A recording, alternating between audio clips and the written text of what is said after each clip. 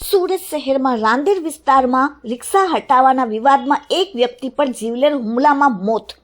સુરત શહેરના રાંદેર વિસ્તારમાં રસ્તા વચ્ચે રિક્ષા ઊભી રાખવા પર થયેલ વિવાદમાં એક વ્યક્તિ પર 3 શખ્સો દ્વારા કરેલા જીવલેણ હુમલામાં રાજુભાઈ નામના વ્યક્તિનું મૃત્યુ થયું છે. આ ઘટનામાં રાંદેર પોલીસે હત્યાનો ગુનો નોંધીને 3 આરોપીઓની ધરપકડ કરી છે. રિક્ષા હટાવવાની ઘટનામાં રાંદેર વિસ્તારમાં બની હતી, જેમાં રાજુભાઈ નામના વ્યક્તિએ રસ્તા વચ્ચે ઊભી રાખેલી રિક્ષા સાઈડ પર હટાવવા 3 શખ્સોને કહ્યું હતું. આ વાત પર ઉશ્કેરાયેલા આ 3 શખ્સોએ રાજુભાઈ પર જીવલેણ હુમલો કર્યો. હુમલાના પરિણામે ગંભીર રીતે ઘાયલ થયેલા રાજુભાઈને નજીકની હોસ્પિટલમાં લઈ જવામાં આવ્યા હતા. હોસ્પિટલમાં ટૂંકી સારવાર બાદ તેમનું મૃત્યુ થયું છે. ડોક્ટરોએ પોસ્ટમોર્ટમ માટે મોકલી આપ્યું છે.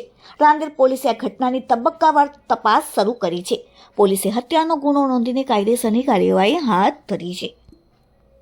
તારીખ 10/1/2024ના રોજ રાંદેર પોલીસ સ્ટેશન વિસ્તારમાં કાલુ, અનિલ અને સની 3 ઈસમો રિક્ષા લઈને નીકળેલા, જેઓએ રોડ વચ્ચે ઊભી રાખતા આ કામે રાજુભાઈ ભગાભાઈ સોલંકી નાઓએ રિક્ષા હટાવી લેવા કહેતા તેઓ વચ્ચે બોલાચાલી થયેલી અને બોલાચાલી બાદ મારામારી સુધી આ ઝઘડો પહોંચેલો, જેથી રાજુભાઈને આ 3 આરોપીએ લાકડા વડે માથાના ભાગે ઈજાઓ પહોંચાડેલી, જે બાબતે રાંદેર પોલીસ સ્ટેશનમાં BNS કલમ 103(1) મુજબ ગુનો દાખલ કરવામાં આવેલ અને રાજુભાઈ સારવાર માટે હોસ્પિટલમાં હતા, જેઓ સારવાર દરમિયાન 21/1/2024ના કલાક 21:23 વાગે મરણ ગયેલ છે, જેથી કાયદેસરની કાર્યવાહી પોલીસ દ્વારા હાથ ધરવામાં આવેલ છે.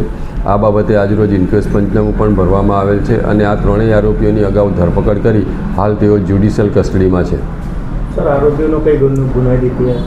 આરોપીઓનો બીજો કોઈ ગુનાહિત ઇતિહાસ નથી. તેઓ ભંગારના માલ સામાનની હેરફેરનું કામકાજ કરે છે.